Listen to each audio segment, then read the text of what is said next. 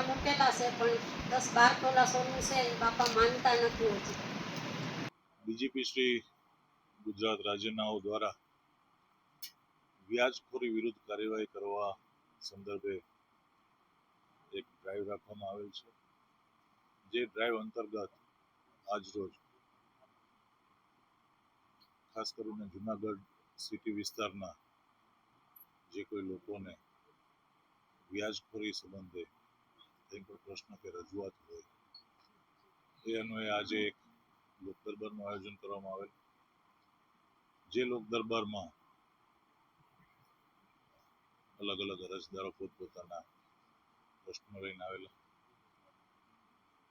City ઝોનના DYSP Shri, સિટીના તમામ પીઆઈ, સંબંધિત પીએસઆઈ અને એમની ટીમ પણ અહીંયા હાજર રાખવામાં આવેલ. સિટી વિસ્તારના અરજદારો પૈકી જે અરજદારોની જે પોલીસ સ્ટેશન વિસ્તારની રજૂઆત હોય એ રજૂઆત અહીંયા અમે લોકોએ સાંભળી અને સાથે સાથે જે પોલીસ સ્ટેશન લગત એમનો પ્રશ્ન છે, પોલીસ સ્ટેશનના અધિકારીઓ અહીંયા ઉપસ્થિત હતા તો એમને પણ એ બાબતે સૂચના આપીને અત્યારે જ એમની જે કંઈ રજૂઆતો છે એ લેખિત સ્વરૂપે લઈ અને અત્યારે એમની પાસે એ સિવાયના અન્ય કંઈ આધાર પુરાવા હોય તો તે અત્યારે લઈ અથવા તો અરજદારની અનુકૂળતા મુજબ જે કંઈ એ એમની પાસે પુરાવા પછી રજૂ કરે તો એ મુજબ પણ કાર્યવાહી કરવા તમામને સૂચના આપી છે. અને ખાસ કરીને આજે જે ઉપસ્થિત હતા એ તમામને એ બાબતે પણ સમજ કરી છે કે એમની આજુબાજુમાં પરિચિતોમાં સગાવાલામાં કોઈ પણ આ રીતના વ્યાજખોરીના દૂષણનો ભોગ બન્યા હોય, કોઈ પરિવાર એમના ધ્યાનમાં હોય તો નિર્ભય રીતના પોલીસ પાસે આવે.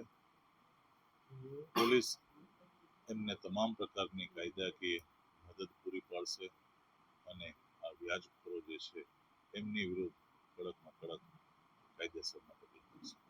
કેટલા અરજદારો છે, કેટલા લોકોએ ફરિયાદ કરી? અત્યારે જે અરજદારોને અમે સાંભળ્યા છે, અરજદારો અત્યારે અલગ અલગ પોલીસ સ્ટેશન વિસ્તારમાંથી આવે છે. અત્યારે પોતપોતાની રજૂઆતો જે પોલીસ સ્ટેશનમાં અહીંયા સ્ટાફ બેસેલો છે ત્યાં એ લોકો રજૂઆત કરશે. એ સિવાય પણ આમના માધ્યમથી અન્ય કોઈ પણ અરજદારો આવશે આજના દિવસમાં, આજ પછી પણ જે કંઈ રજૂઆતો છે એ રજૂઆતો બધી અલગ અલગ પોલીસ સ્ટેશન પાસે આવશે. એ બનાવ પછી આપણે કહીશું. રજૂઆત કરી છે અમે, પૈસા દેવા માટે તૈયાર થાય છે. નામ આપો એનું. ધીરુ બાપા, પાનવાળા દુકાન છે, પાનના ગલાની માંગના. પોલીસ અધિકારી એસપી સાહેબ સાહેબનો આભારી છું કે લોક દરબારમાં અહીંયા બધા અરજદારોને બોલાવી અને સારી એક રજૂઆત બધાને કરાવી અને મદદરૂપ થાય છે તે બદલ ખૂબ ખૂબ આભાર જુનાગઢ પોલીસનો. અને મારું નામ મુકેશ વાડા. અમે જવાહર રોડ જુનાગઢ પહેલાં રહેતા, વાલ્મીકી સમાજ તરફથી જઈએ. હું વાલ્મીકી છું અને મારા મમ્મી છે મંજુલાબેન નાનજીભાઈ વાડા, મારા ફાધર નાનજીભાઈ રામજીભાઈ વાડા.